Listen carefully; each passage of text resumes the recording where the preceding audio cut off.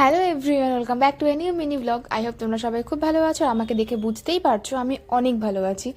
মায়াপুর তো আমরা সবসময় যাই প্রায়, যখনই সুযোগ সময় হয়, কিন্তু নবদ্বীপ কখনো সেইভাবে দর্শন করা হয়নি, কখনো ঘোরা হয়নি। আর তোমরা সবাই জানো নবদ্বীপে এত মন্দির রয়েছে যা একদিনে তো দর্শন করা অসম্ভব, প্রায় দুদিনও লেগে যেতে পারে সমস্তটা ঘোরার জন্য, মানে সমস্ত নবদ্বীপ ঘোরার জন্য, এটা আমার মনে হয়।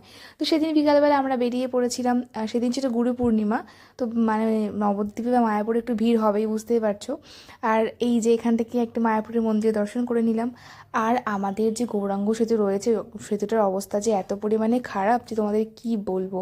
মানে ওখান দিয়ে যখন আমি গাড়ি নিয়ে আসি কিংবা এমনি নর্মালি আসি টোটোতে, এতটা যে ভয় করে। তো যাই হোক, তোমাদের সাথে কথা বলতে বলতে আমরা পৌঁছেও গেছি। আর আমি এসেছি সেদিনকে বেড়াতে প্রাচীন মায়াপুর। আমি কখনো এর আগে কোনোদিনও আসিনি, না আমি শুনিনি যে প্রাচীন মায়াপুর। তো দাদা বললো যে এখানে নাকি 60 ফুট চৈতন্যদেবের মূর্তি রয়েছে, যেটা সব থেকে এখানকার বিশেষ আকর্ষণ। আমি শুনেছি, ভিডিওতে দেখেছি, কিন্তু কখনো আগে তো দেখিনি। তো একটা ভিতরের মধ্যে একটা অন্যরকম আনন্দ তো হচ্ছিল যে কখন দেখবো কখন দেখবো। এখানে ভিতরে প্রবেশ করবে তোমরা, তোমাদের 10 টাকা করে টিকিট লাগবে। ভিতরটা ভীষণই সুন্দর, ভগবানের নানা রকমের লীলা রয়েছে।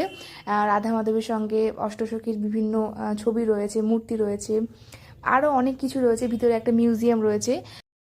আর এই যে সব থেকে যেটা বিশেষ আকর্ষণ, 60 ফুট চৈতন্যদেবের মূর্তি, অপূর্ব সুন্দর। যারা যারা এখনো পর্যন্ত যাওনি অবশ্যই ঘুরে এসো, তোমাদের ভীষণ ভালো লাগবে। আর এছাড়া এখানে দেখার মতো অনেক কিছু রয়েছে। সামনে একটা মঠ রয়েছে, সেটাও ভীষণ সুন্দর। তো সেগুলো তোমরা বড় ব্লগে অবশ্যই দেখো, যেটা খুব তাড়াতাড়ি আসছে। ওখান থেকে আমরা চলে গিয়েছিলাম, এটা নাকি নতুন একটা মন্দির হয়েছে।